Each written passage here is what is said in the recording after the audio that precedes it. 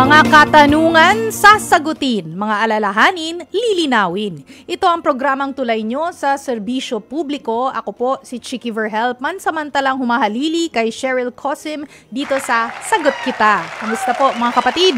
Napapakinggan nyo kami sa 92.3 Radio 5 True FM. Dito tayo sa Totoo.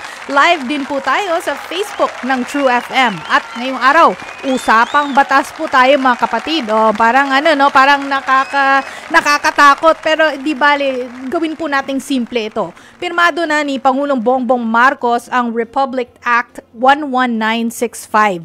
Ito ay ang tinatawag na Caregivers Welfare Act. Ano ba ang mga nilalaman nito at paano ito makakatulong sa mga kapatid nating caregiver? I'm sure marami sa inyo dyan ay may kilalang caregiver, no? Very common ito, lalo na yung mga lumalabas sa bansa, no? Aalamin natin yan kasama ang principal author ng batas na yan. At syempre, itong ating question of the day, no? Mga kapatid, as usual, meron tayong question of the day. And for today, anong klaseng suporta ang pinakakailangan ng caregivers? Kung may gusto kayong i-share, mag-comment lang sa ating live stream. At kung may nais itanong, tumawag sa ating tanungan hotlines. Ito po yung mga numero. 8631-5788 o kaya 8631-6674. Ayan mga kapatid. Again, 8631-5788 or 8631-6674. Live via StreamYard, si Bataan 1st District Representative Geraldine Roman. Siya ang principal author ng Caregivers Welfare Act. Hello, Kong! Magandang hapon, Chicky. Good afternoon. Magandang hapon din sa ating mga listeners this afternoon. Kumusta kayo? Okay po kaming lahat. Unang-una po kong maraming salamat, no, at kami ay kasama nyo ngayong hapon. Kailangan ito po ang unang tanong, no, kailan nagsimula ang pagbuo ng batas na ito at paano ang naging proseso po? Actually, yung first term ko pa lang as a representative of the 1st District of Bataan ay matagal na po namin pinagninilayan itong panukalang batas na ngayon ay batas na at pirmado na ng ating Pangulo. Nung panahon na yon, ang aking ina ay meron siyang caregiver at naikwento niya po sa akin ang kalagayan nila, no? Marami ng kanyang mga kasamahan na wala silang kontrata, tapos minsan yung kanilang working hours hindi regulated, ang kanilang payment, wala rin silang mga basic coverage tulad ng SSS, pag-ibig, and other benefits. So I thought to myself, ay nako, bakit ganun? Ang mga caregivers, ang hinahandle nila ay buhay ng mga tao, and yet they are not properly compensated nor recognized through our laws. Meron tayong Kasambahay Act nung araw. Kaya nga lang, there's a big confusion. Iba ang kasambahay, iba ang caregiver. So sabi ko, bakit walang batas ang ating mga caregiver, Chicky? Oo. Kung ngayon, na-mention nyo na po, iba ang kasambahay, iba ang caregiver. So, generally, alam ng mga tao kung ano yung kasambahay. Pero, pag sinabi natin caregiver po, sino po ang mga ito? Sino po ang mga tinutukoy po natin para po malinaw?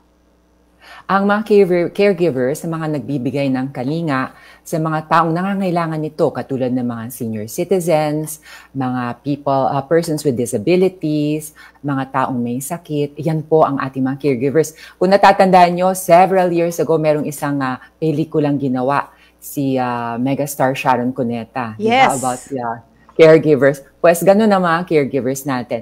They are like part of the family. Kasi nag-aalaga sila ng mga mahal natin sa buhay. Oo, so para lang po mas malinaw. So yung mga caregiver covered dito, yung mga nagtatrabaho sa private homes, yung mga nasa nursing care, nursing or care facilities, yung mga ganun, residential settings sa country, lahat ng residential settings dito sa ating bansa. Kasama rin po ba yung mga na-hire ng direct employer or yung mga na place, no, sa pamamagitan ng Public Employment Services Office o yung PESO or Private Employment Agency or PEA? Covered din po ba sila? Everything that you mentioned, covered yan and considered as caregivers natin. Whether directly or indirectly hired in the different facilities that you mentioned as well as residential homes. Oo, at least malinaw na malinaw po yan. Pero kung ano yung mga usual po na reklamo ng mga caregiver na naging consideration po ninyo? First, it all stems from the lack of a contract. Diba dapat sa kontrata natin, ikaw, ako, mga nagtatrabaho tayo, kanya-kanya tayong sektor, meron tayong kontrata. And dun sa kontrata nakaspecify ang ating mga duties and responsibilities as well as yung compensation na binibigay sa atin o kaya yung mga salary natin. Ano po. Pagdating sa mga caregivers, dahil nga walang kontrata ang karamihan sa kanila, ay naaabuso. So, dapat technically speaking, ikaw ay mag-aalaga ng isang tao who needs your help, no? But sometimes ini-extend, they're obliged, pinipilit silang maglinis ng garahe, mag-alaga ng aso, kung ano-anong pinapagawa, anything that is related to the care of a patient or a senior citizen or a person with disability, yan tanggap yan eh. Like for example, sometimes lalaban mo yung mga personal belongings ng yung inaalagaan. That's understandable. Or you prepare basic meals, no, para sa iyong inaalagaan. Yan, maintindihan natin. There is some sort of flexibility. Pero yung mga tasks o kaya mga obligations na wala namang kinalaman sa pag-aalaga, bakit ganon? And can you imagine, sometimes nga, 24/7 pa sila. Ay, walang Hindi break! Yun. Oh, yes. Walang break. O kaya, bibigyan ng break, sometimes 2 hours, 4 hours lang natutulog. Tao rin naman yan. Kailangan nilang magpahinga in order to give quality care. Pero ito pong mga walang break, kadalasan ito nangyayari o these are parang exception to the rule po? Well, hopefully, kasi naman, hindi naman lahat ng cases nare-report. But when I met with the different caregivers associations and organizations, yan, naririnig ko yung reklamo na yan, Siyempre, alam mo, sometimes, siyempre, mahirap ang buhay. Kailangan natin ng employment. And sometimes, tinatanggap natin and we want to keep our employment. So, yung minsan yun ang ginagawang pananggalang ng mga abusive na employers para to force our caregivers to do things that are really beyond their scope, no, their kanilang responsibilities. So this is what we want to address, no. Pag nagkaroon ng kontrata, dapat masundan yung kontrata na yan. And of course, nakastipulate yan yung proper compensation. Di ba dapat meron ding overtime? Di ba? Oo. Beyond 8 hours po. I've also heard of cases, Chiki, na ang isang caregiver, for example, hindi siya pinapakain ng sapat, no? Parang tira-tira na lang. That's really, really very, very sad. And under this law, dapat a caregiver must receive 3 adequate meals daily. Tapos, syempre, kailangan din syempre i-respect yung religious beliefs. Kunyari, for example, we have a Muslim caregiver. Hindi mo naman pwedeng pakainin ng pork. Correct. Diba? Oo. Para dun sa mga kakatune in, no, 412 dito sa 92.3 Radio 5 True FM, kasama po natin si Bataan 1st District Representative Geraldine Roman at pinag-uusapan po natin ang Caregivers Welfare Act. Now, Kong, na-mention nyo na po, no, yung sa kontrata nga, kailangan dapat yung may mga overtime pay, dapat kanina na-mention nyo din yung SSS, Pag-ibig PhilHealth. So, let's touch more on that, Kong, no? Ano yung mga benepisyong dapat matanggap ng mga kapatid nating caregiver? Well, like any other regular worker, no, sa ating bansa, they should receive they are entitled to overtime pay for work that exceeds 8 hours a day. Tapos dapat rin dyan, meron ding night shift differential as well as 13th month pay after a month of service, no? So ito yung mga basic benefits na tatamasa ng ibang mga trabahador sa ating bansa. And I really believe our caregivers as professionals as they are, no? Kailangan tanggapin nila itong mga beneficio na ito. Tapos, siyempre, alam mo, may mga pamilya din ang ating mga caregiver. Oo naman. We should also allow them time, I don't know, to take leaves, no? Sometimes annual leave. At least, dapat dito sa ilalim ng batas na to, if a caregiver has worked for a year, he or she is entitled to at least 5 days of service incentive leave with pay, plus other leave benefits under our existing laws. So, yun. Mga basic benefits lang. Para malinaw lang po, Kong, no, yung sinasabi po ninyong leave, as long as at least 1 year na po siyang nagtatrabaho dun sa pinagtatrabahuan niya. So, kung less than 1 year, paano po yung leave natin? Paano po yung leave arrangement po? yung proportionate na lang, pwede natin i-prorata, no? So, sabihin mo kung half a year pa lang siya o de 2.5 days, di ba? Ganon. So, sige, go ahead, Kong. No, Chiki, please. Oo. Kung meron pong hindi nagamit na, kunwari, dun sa annual leave, let's say, no, na yung caregiver ay nasa pinagtatrabuhan niya for at least a year na. Kung meron po siyang hindi nagamit na leave, ito ba ay pwedeng ma-carry over po sa susunod na taon? Nasa pag-uusap na yan between the caregiver and his or her employer. I'm sure naman, rationable naman ng ating mga employers to recognize, okay, kung waiver ko this year ang aking 5 days paid leave, baka naman pwede nating extend beyond this year. Oo, maganda yun kasi usually sa corporate world may ganun no? Kung meron kang unused leaves, especially not the vacation leaves, more of the sick leaves. Kung mga sick leaves na yon ay pwedeng i-carry over to the next year. Or sorry, baliktad pala, yung vacation leave para pwede yung i-carry over, sick leave magiging cash na. So, pag sa ganitong mga arrangement po ay depende na po sa pag-uusap, tama po ba? Yes, sa pag-uusap, mas mahalaga kung ano yung nakastipulate sa contract. Kaya hinihikayat ko po lahat ng ating caregivers. Alamin po natin itong batas na ito. There is already a law, meron na pong batas na magbibigay protection sa sektor na ito. Dapat ang kontrato, nakaspecify dyan, ang kanilang working hours, ang kanilang compensations, yung mga deductions, yung mga rest days, benefits, katulad ng mga binabanggit ko kanina. And of course, siyempre, gusto natin din magkaroon sila ng social security coverage. Mandatory coverage under the SSS, PhilHealth, and Pag-ibig Home Development Mutual Fund, just like any other worker in our country. This way, we recognize that they are professionals in the sector at buhay ng taong kanilang tinatanganan, and they should be given proper protection and recognition. Yes, so Kong, ito nga salary na na-mention po natin kanina, no? Syempre, kailangan nilang siguraduhin na nasa minimum wage. Well, yung minimum wage naman, mga kapatid, ay depende kung saang region po kayo. Nakadepende dun yung minimum wage. So, paano po, Kong, pagdating sa mga pang-aabuso, no? Paano sila mapoprotektahan ng batas? Kunwari, nakalagay nga sa kontrata, nakasaad naman dun yung salary, hindi naman alam nung caregiver pala na ito yung minimum wage ng aking region. Syempre, of course, daanin natin sa magandang pag-uusap sa ating mga employers. Palalahanan na ang minimum wage in that particular region is such, no? And therefore, they should comply. Now, if the employer refuses to comply, syempre, that actually gives the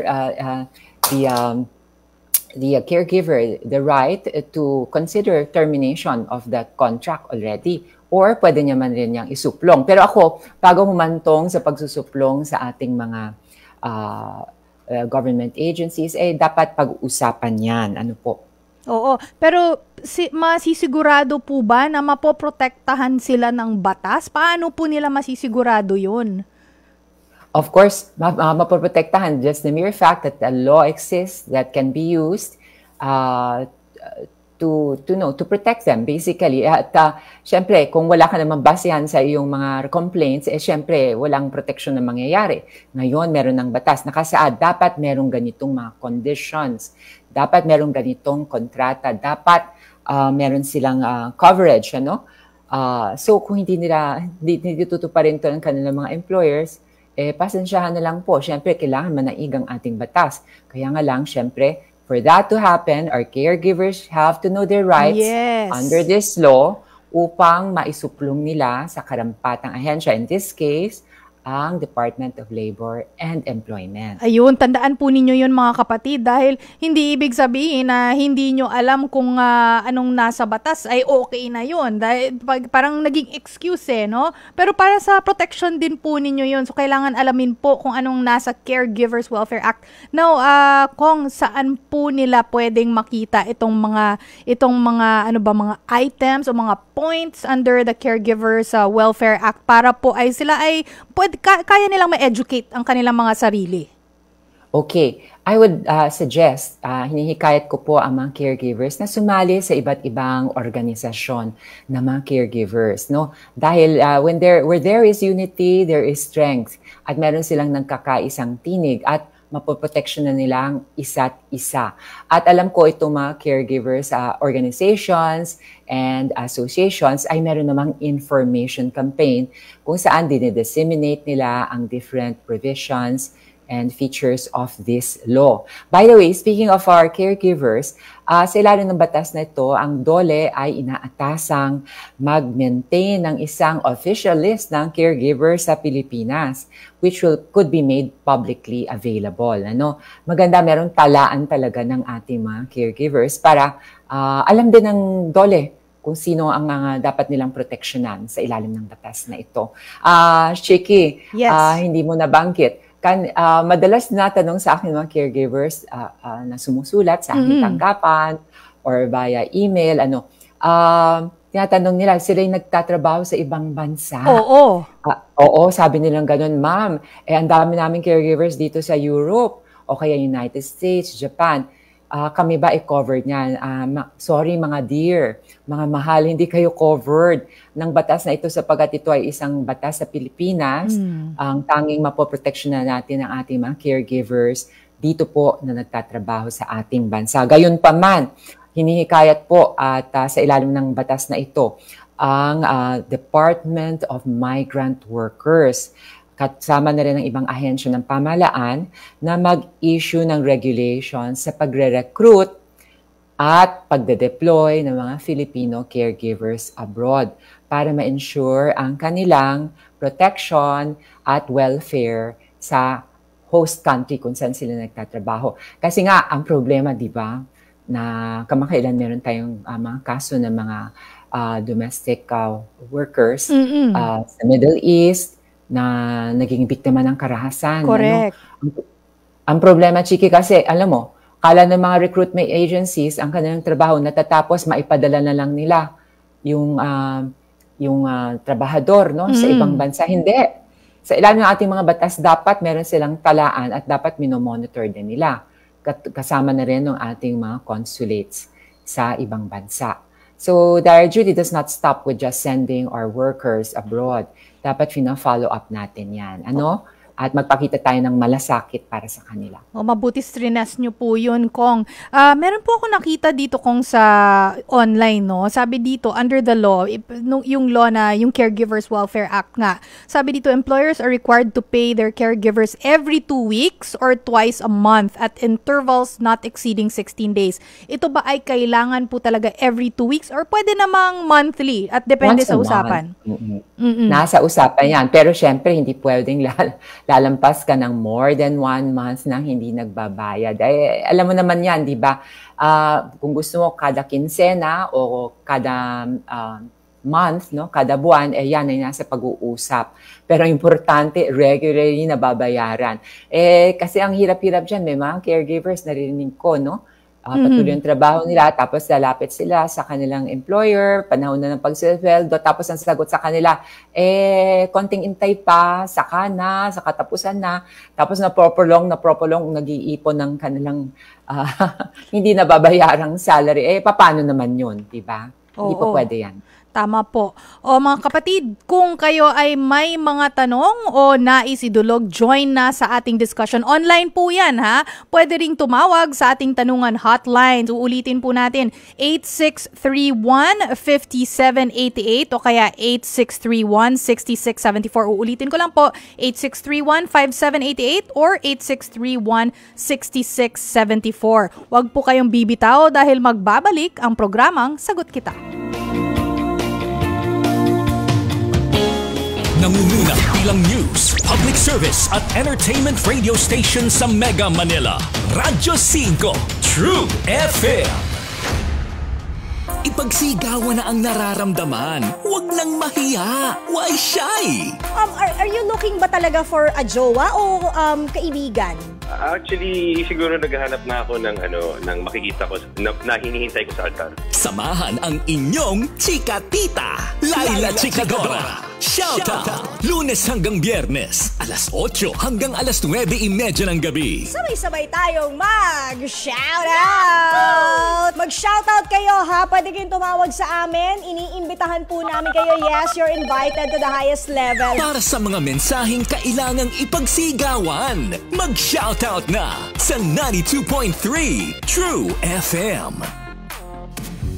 Bawat tao may pagsubok. Dahil pag hindi lasing yung lalaki, aba, napakabait. Ay, totoo naman, mayroong ganyan.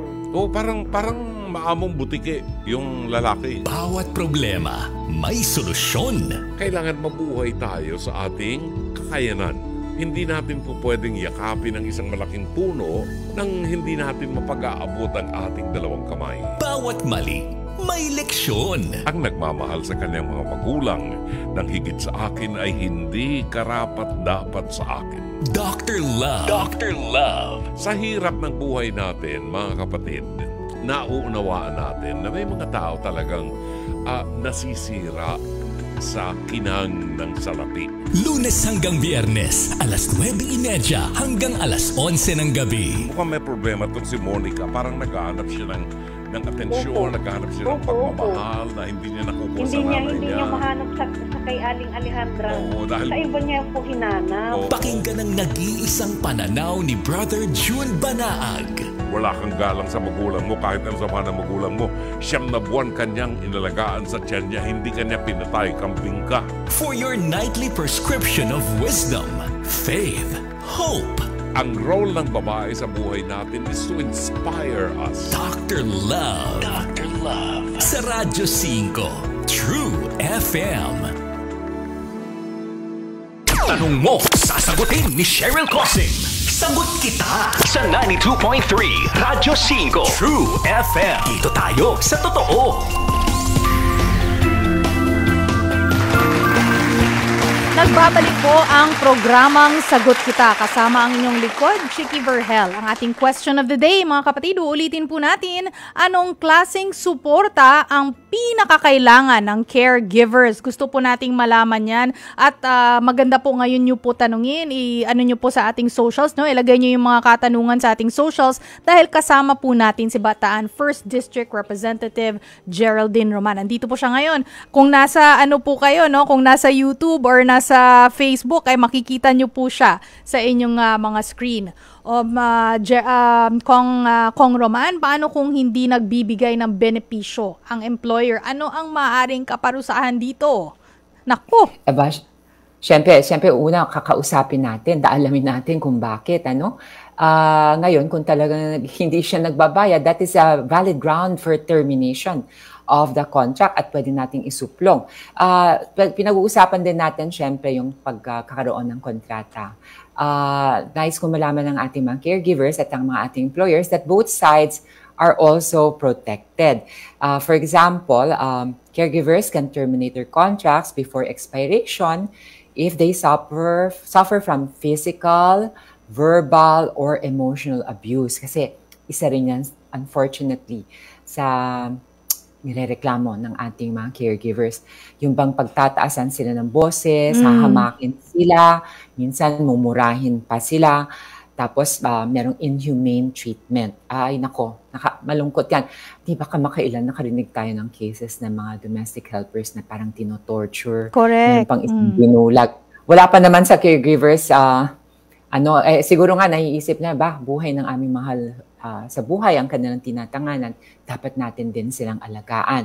Employers, on the other hand, can prematurely terminate a contract for reasons such as misconduct. Kung nagmi-misbehave ang ating caregivers, kung meron silang kapabayaan, kung nagsisinungaling sila, meron silang kinumit na crime, or violation of the contract, kung ano yung mga kondisyon na nakalagay doon, non-fulfillment of their duties, or kung merong sakit ang isang caregiver na prejudicial o makakaperwisyo sa health ng employers o kaya ng clients o kaya ng other household members. Siyempre, that's a reasonable ground for termination o pagtapos ng contract, diba? Kailangan siyempre healthy din ng ating mga caregivers.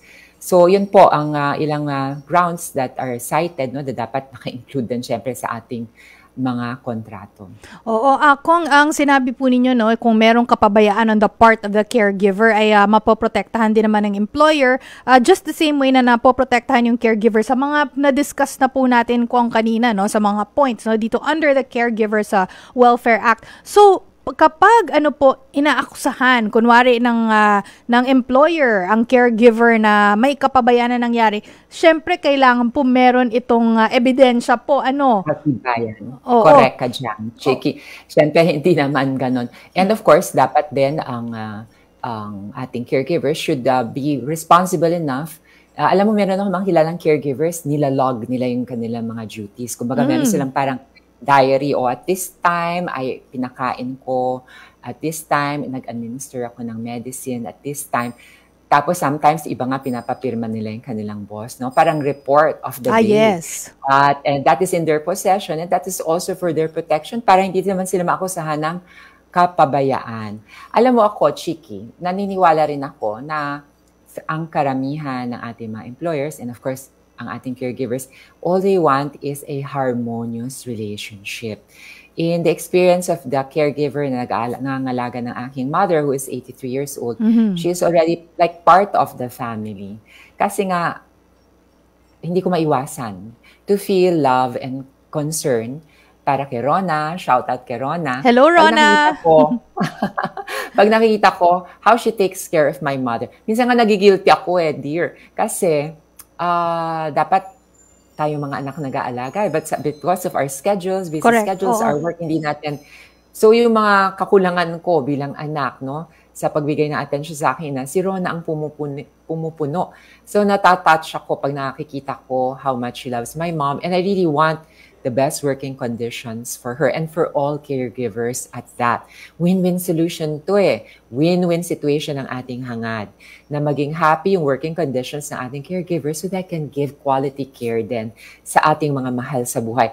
Ang hirap ko yung isipin, kunyari, inaapi mo yung caregiver. Do you think, tao lang naman yun na may bibigay yan din ng quality care sa ating mahal sa buhay? Naku, baka kung ano pa maisip niyan, di ba? Hindi ko naman sinasabing ganun na mangyayari, no? But we're only human beings, and when you give love, they will also show love. Ideally po, oo. Ideally, dapat. Pero sinabi po ninyo na maganda talagang alagaan yung caregivers natin. Yung minsan kasi naabuso, like katulad yung na-mention po ninyo kanina, na may caregiver nga na nagkwento po sa'yo na hindi siya pinapakain na maayos, di ba? Like, tira-tira yung mga pinapakain. So, obviously, hindi siya sapat sa nutrition na kailangan ng caregiver para maisagawa yung kanyang trabaho.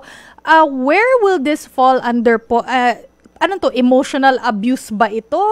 Kasi kung merong mga nakaka-experience ng ganyan, parang saan ko kaya irereklamo to?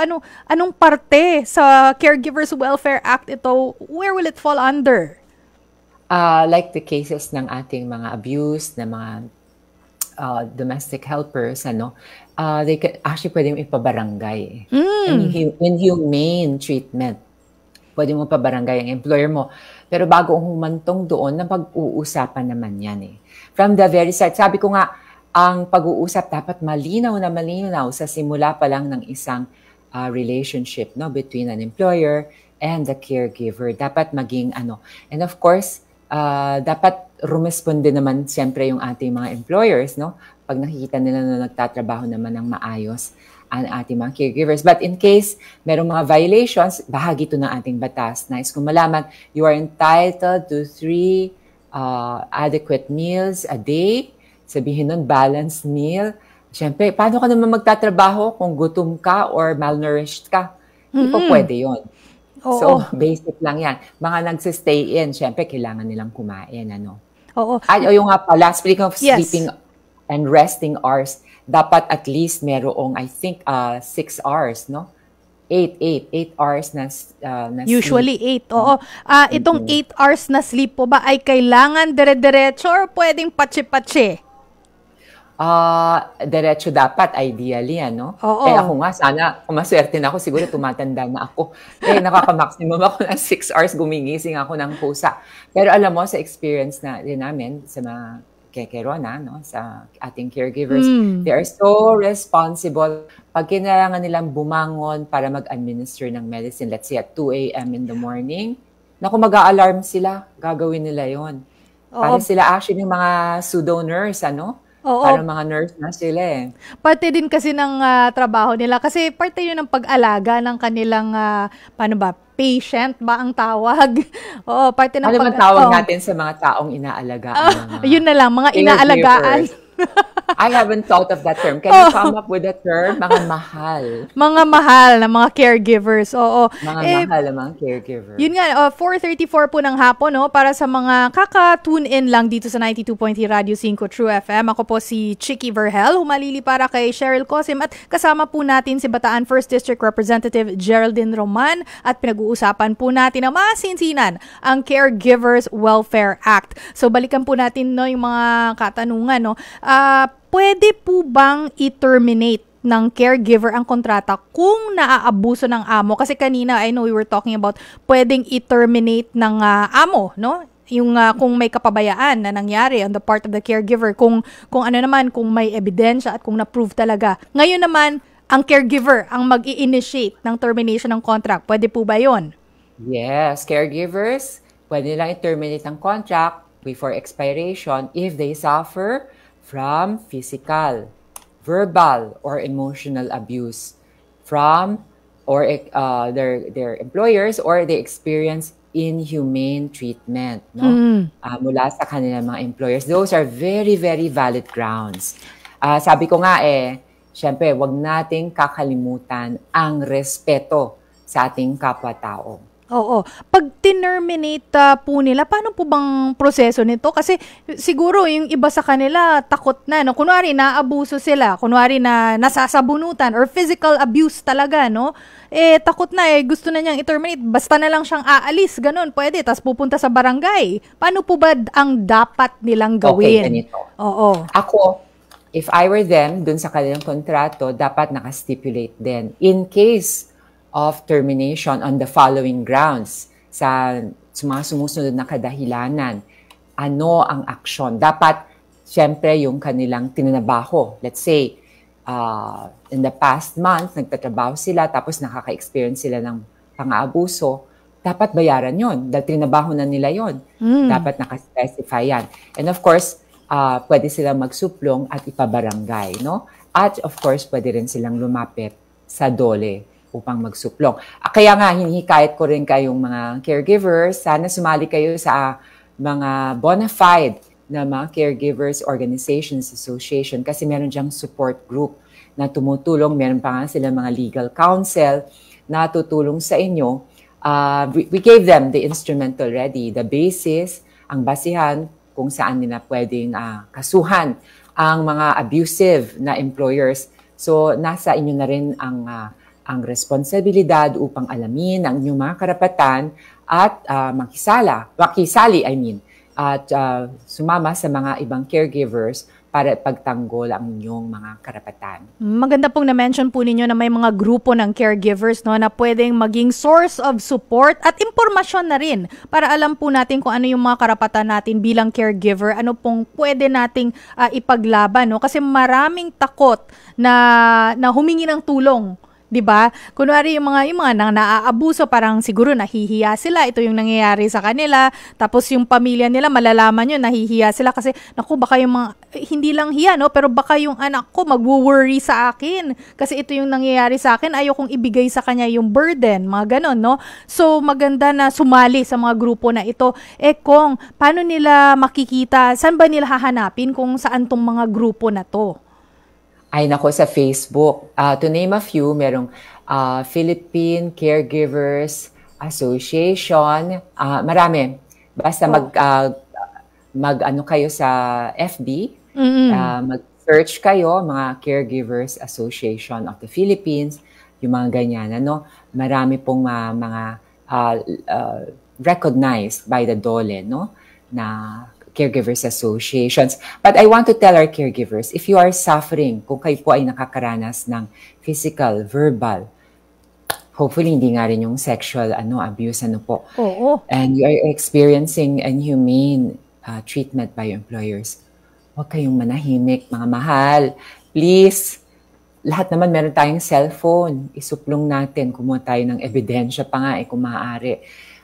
Kahit yung kapitbahay, pagbigay alam nyo, barangay, hindi po pwede yan. How would I equate yung treatment, no? Very, very, very, very few cases. Yung parang kala mo slavery na ang ginagawa. Hindi pwede, this cannot go unnoticed. Ito yung naalala ko nung kaso nung domestic helper na tinorture ng kanyang mga employers na binulag, sinunog, pinaso. Grabe naman. That is really nakakapanggitil. So that only happened because she was kept in the dark. No?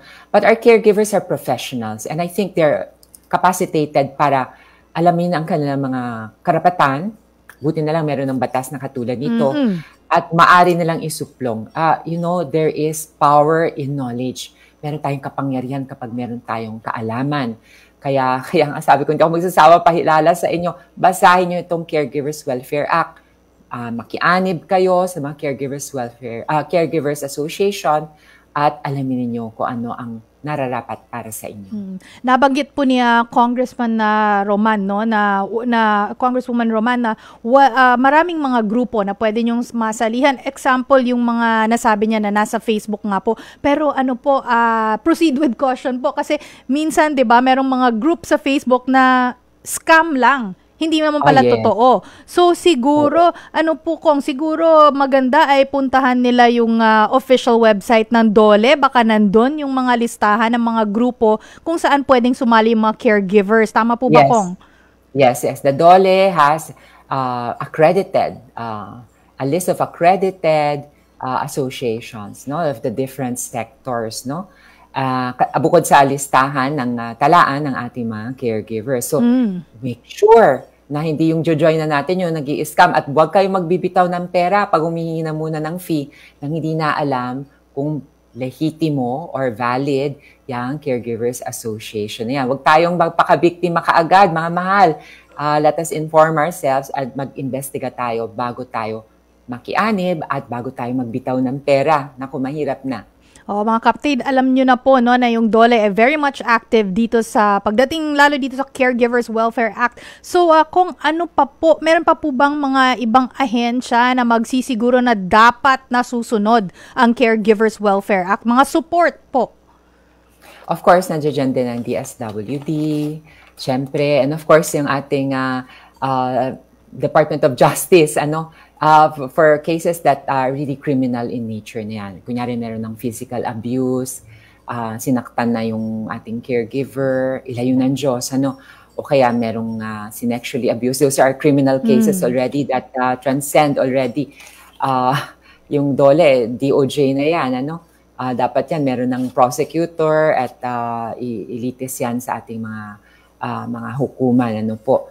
And of course, yung police force is also mandated to help sa mga ating mga caregivers. Of course, ang ating LGUs, ang ating barangay. Expound lang din po natin, Kong, kung ano ang role ng Department of Migrant Workers or DMW nga po at saka yung TESDA. Yes. Oo nga pala. Yung Department of Migrant Workers, ayan, kasi nga, kanina banggit ko, maraming sa ating mga caregivers nag-abroad at dahil ang lalaki rin naman ng sahod, no? If you ask these caregivers, if they had a chance to work here in our country, of course, they would like to work here. But of course, nasa kanilang desisyon, kung very attractive yung salary sa abroad, pwede sila mang ibang bayan. Pero ang Department of Migrant Workers, ang gusto natin, atasan niya yung mga recruitment agencies na mag-follow through sa ating mga caregivers na tignan periodically ang kanilang welfare, ang kanilang estado, ang kanilang sitwasyon. Are they happy? Are their conditions being met? Are their needs being catered to? Yung mga ganyang kaso, no? So yun ang hinihikayat natin. Ano pang ahensya yung tinanong mo sa akin kanina, Chiki? Yung TESDA po. TESDA, yes, o nga pala.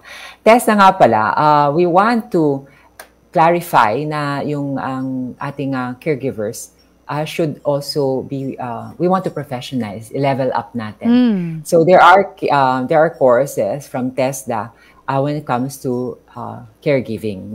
Po. So hinikayat natin ng mga ating mga caregivers, kung di pa kayo nag-undergo ng formal training, please do so. These courses are available para magkaroon kayo ng accreditation. Malay nyo, magamit nyo ito should you decide to go abroad dahil recognize ang accreditation ng TESDA. And usually, requirement yan ng mga employers sa ibang bansa. And of course, kung dito kayo magtatrabaho, iba rin syempre pag meron tayong certificate. Oo. At saka accreditation mula sa TESDA, no? It's like a diploma. Parang ng mga nurse na rin ang ating mga caregiver, no? They're given the basic training on their different duties and obligations. Ano po? Iba po talaga, tama naman po kung meron talagang certificate or like you said, no, diploma. Meron po ba kayong idea kung magkano, kung gustong maging caregiver at talagang ma-certify, no, ng TESDA, magkano at kung gaano katagal itong course na to para dun sa mga interesado po?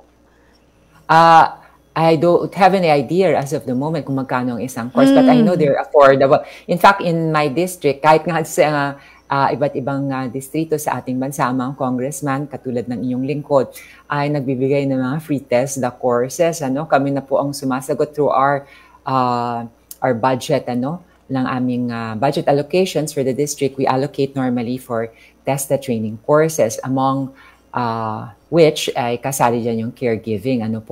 So, sometimes yung accreditation process also entails a little bit of money, but very affordable. Kasi nga, kung sagot na ng inyong congressman o kaya ng inyong LG yung free TESDA courses. But the important thing is for you to reach out sa TESDA at alamin to your LGUs o inyong mga district representatives kung meron silang mga scholarships so you can avail of these courses. Ang minimum requirement dyan, of course, is high school graduate and 18 years of age and above. Oo. Kung hindi man free talaga, as in totally free, baka meron namang financial assistance para mabawas-bawasan yung gastos po, mga kapatid. Mga kapatid, 4:45 po ng hapon, kasama po natin si Congresswoman Geraldine Roman po ng Bataan 1st District. Ako po si Chicky Verhel kasama, not kasama, pero humalili kay Cheryl Cosim. Mga kapatid, pwede pang humabol, no, sa pag-comment sa ating live stream para sa inyong mga katanungan. Huwag po kayong bibitaw dahil magbabalik ang programang Sagot Kita. Pinarangalan ng PMAP bilang Radio Station of the Year, Radyo 5, True FM. Dito tayo sa totoo.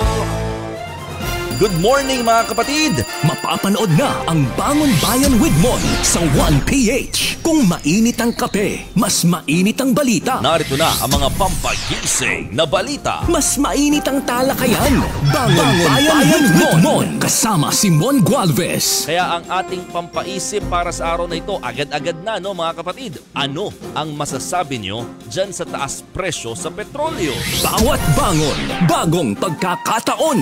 Bangon Bayan with Mon, Lunes hanggang Biyernes, alas 4 hanggang alas 6 ng umaga. Kitang-kita na sa 1PH. Rinig na rinig pa sa Radyo 5, True FM. Ang tambalang totoong matunog sa FM. Pinagsama ang dalawang henerasyon ng broadcast excellence sa radyo. Ted Filon, DJ Chacha sa Radyo 5, the country's broadcast icon and the queen of FM radio. Bring you the true radio experience. Ted Filon, DJ Chacha sa Radyo 5. Balita, impormasyon, public service, entertainment, music at araw-araw na inspirasyon para sa bawat Pilipinong naniniwala na radio is life. Lunes hanggang Biyernes, alas 6 hanggang alas 10 ng umaga. Ted Filon, DJ Chacha sa Radyo 5, True FM. Dito tayo sa totoo. Simulcast sa 1PH, Signal, Channel 1, sa YouTube channel ng News 5 Everywhere at Radyo 5 FB page. Mapapanood din mula alas 6 hanggang alas 7 ng umaga sa TV5. Sagot Kita sa 92.3 Radyo 5 True FM. Dito tayo sa totoo. Ayan, nasa huling bahagi na po tayo ng ating programang Sagot Kita. Ako si Chicky Verhel. Ang ating question of the day, mga kapatid, anong klaseng suporta ang pinakakailangan ng caregivers? At syempre, kasama pa rin natin via StreamYard ang very beautiful na si Representative Geraldine Roman. At ito, diretso na tayo sa mga tanong at komento ng mga netizen. Unahin po natin si Maria Sanchez. Ang sabi po niya, yung mga requirements po ba na hinahanap ng employer, may standard list po ba na sinasabi ang batas? wala naman standard list na sinasabi ang batas when it comes to requirements na hinihingi ng ating mga employers. But usually, ang alam ko, ang hinihingi ng mga employers is syempre yung NBI clearance, tapos yung inyong valid ID, and of course, sometimes they require you to undergo parang medical checkup, medical certificate na wala kang nakakahawang sakit. Ano po. And this is relevant to the exercise of your duty. Syempre, hindi naman tayo pwedeng mag-alaga na meron tayong sakit na nakakahawa. Ano po. So, ayan po ang mga basic requirements na standard naman po. And these are requirements na hindi lang naman sa mga caregivers, kundi sa karamihan ng mga employees. Ano po. Totoo po yan. At hindi lang po yung NBI clearance, yung police clearance din. Police clearance. At syempre, very basic po yung resume, di ba? O ang itinatawag minsan ng iba, CV. Di ba? Yan, yung resume. Para makikita nila yung previous experience. Yes. Siyempre, gusto natin ng caregiver na meron namang experiensya. Hindi naman pwede yung we will entrust the lives of our loved ones sa isang taong wala namang basic training o kaya wala ring experience no sa larangan na ito. Oo, at maganda rin makita yung yung mga reference para kung pwedeng i-background check, 'di ba? Nandun yung mga contact numbers at contact names or names no ng mga previous employers o yung mga references na tinatawag. Ito po kung si Mark Malyari, sabi niya, dapat po ba employer ng caregiver ang mag-asikaso at mag-manage ng SSS at PhilHealth? Paano po kapag hindi pala nababayaran? Normally, that is the case, no? Ang SSS, dapat minamanage yan at hinahandle yan noong employer. That is standard, ano? But sometimes I've heard of cases, ito, atin na lang to. Yung mismong caregiver ang nagwe-waiver ng right na ito dahil gusto niya i-cash na lang sa kanya. Oo, diba? Hindi na makaltasan yung sweldo. And sometimes they opt to register by themselves doon na rin sa SSS or sa Pag-ibig kung gusto nila mag-loan. So nasa pag-uusap naman yan nasa pag-uusap yan between the employer and the caregiver. Paano po kapag hindi pala nababayaran? Pwede rin naman nating ireklamo, po. Yeah. And yun na nga, I don't want our employers na ma-discourage na mag-hire ng ating caregivers dahil nga merong mga additional requirements. Pero sabi ko nga, lahat na dadaan sa magandang pag-uusap. Bahala na kayong mag-determine how would you like to maintain this aspect of your working relationship. Ito po si Jeneline Marquez. Online pa rin po to. Paano po yung mga caregiver na hinire lang for short period of time? Kailangan pa rin po ba ng kontrata sa mga ganyan? So, short period, siguro yung magbabakasyon, yung main caregiver. Tapos, siguro 2 weeks lang. Yan. O kaya 3 months lang. Substitute.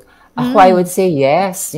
Kahit, it's not the duration. Hindi naman yung haba ng inyong work period, no? But it's the protection that you should receive. Walang mawawala sa'yo kung meron kayong basic contract that will guide what your relationship should be like during that short period of time. Maganda na yung protected tayo, mga mahal. Again, ulitin natin yung mga sinabi ni Kong Roman kanina, no, na dapat laman ng mga kontrata. Syempre, basic, nandun po yung mga duties nyo as caregiver. Dapat nakalista doon. Syempre, nandun yung salary nyo, yung sahod nyo, tapos sisiguraduhin nandun yung benefits, yung malinaw, yung compensation and benefits, kumbaga. At sinabi po ni Kong Roman kanina na kung sakaling may paglabag sa kontrata na ito, ay ilagay doon kung ano dapat yung maging aksyon. Tama po ba? Tama po ba? Hindi yung action kundi yung consequences. Yung consequence.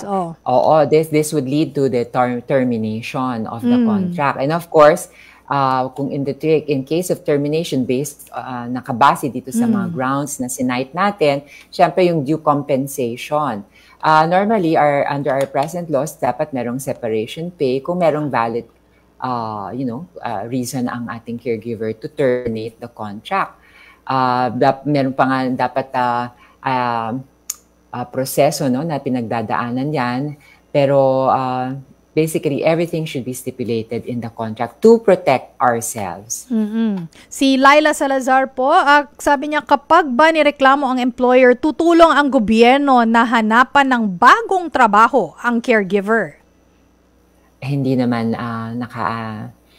we do not task the government. Actually, ang paghanap ng trabaho ay nasa atin po. Although what the government should do is to provide, they have a list of accredited agencies. We can ask ang DOLE kung kunyari iiwan na natin sa trabaho, pwede naman tayo lumapit sa ibang ahensya na accredited by the DOLE. Mas safe tayo doon. Kasi yung hahanap tayo on our own, malay mo pala, mga scammer pala yung ating nilalapitang so-called agency, no? So, ang paghahanap ay nasa ating mga kamay pa rin. Tayo po rin dapat magsumikap sa ganong. Wag lahat ay iasa sa gobyerno. Mukhang nag-freeze si Kong Roman, no? Pero meron pa sana. Ayun, Kong, nandyan pa po ba kayo? Yes, I'm here. Ayun, eto. Si Shailene, isa na lang po. Sabi niya, tanong ko lang po, isa po akong katulong sa loob ng 14 years. May makuha din po ba ako ng ganyan? Kasi wala po kasi ako bakasyon. Okay, meron tayong ibang batas para sa ating mga kasambahay. I would suggest malaman natin kung ano yung nalalaman ng Kasambahay Act. Pero syempre, ang ating mga kasambahay are also entitled to annual leaves. Hindi po pwedeng walang bakasyon. Kailangan din naman, may mga pamilya rin po tayo. So I would guess, nasa pag-uusap din po yung sa employer nyo kung hihilingin ninyo or you want to waiver, Siyempre, what we feel, pwede naman nating express sa magandang paraan sa ating mga employers. And we have valid reasons para mag-annual leave. Sometimes nakakalungkot, may sakit yung ating mga mahal sa buhay, or I don't know, nawalan tayo ng mahal sa buhay. Those are very, very valid reasons para mag-take tayo ng leave. At may karapatan kayo para mag-take ng mga leave. Ayun. Maraming salamat sa iyong oras, Representative Geraldine Roman. Maraming salamat, Chiki, at pagbalik sa ating mga caregivers, sa mga constituents ko rin sa unang Disinabataan at sa lahat po ng mga listeners natin ngayong hapon. Happy New Year! Happy New Year po! At dyan nagtatapos ang isang oras na tanungan at sagutan. Ito ang programang Tulay Nyo sa Serbisyo Publiko. Sa ngalan ni Cheryl Cosim, ako po si Chiki Vergel. Sagot kita!